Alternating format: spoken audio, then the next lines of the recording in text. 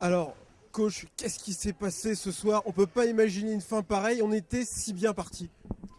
Oui, oui, on était bien parti quand on a respecté les consignes, quand on a réussi à développer un jeu en mouvement. Il n'y avait pas photo.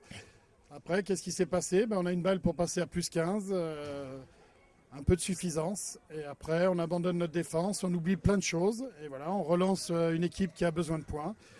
Et elle mérite leur victoire amplement. Alors tous ces jeux dans le troisième quart-temps, c'est là qu'on a vraiment craqué. On a vu ce soir, le match était très musclé. Est-ce qu'on a pêché physiquement?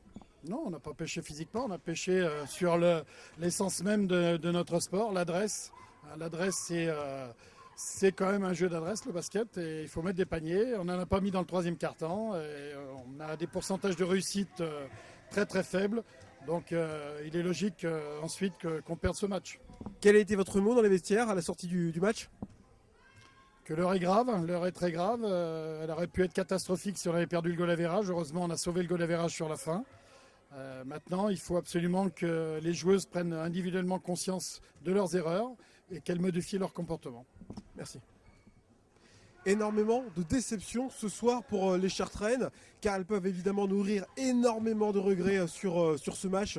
Un match qu'elles ont complètement laissé tomber à partir du troisième quart-temps. Elles étaient pourtant, je l'ai dit tout à l'heure, si bien parties. Il va falloir se ressaisir si elles souhaitent se mettre dans les meilleures conditions pour le maintien en fin de saison.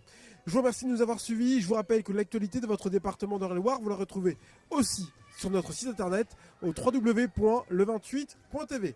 Bonne journée à tous.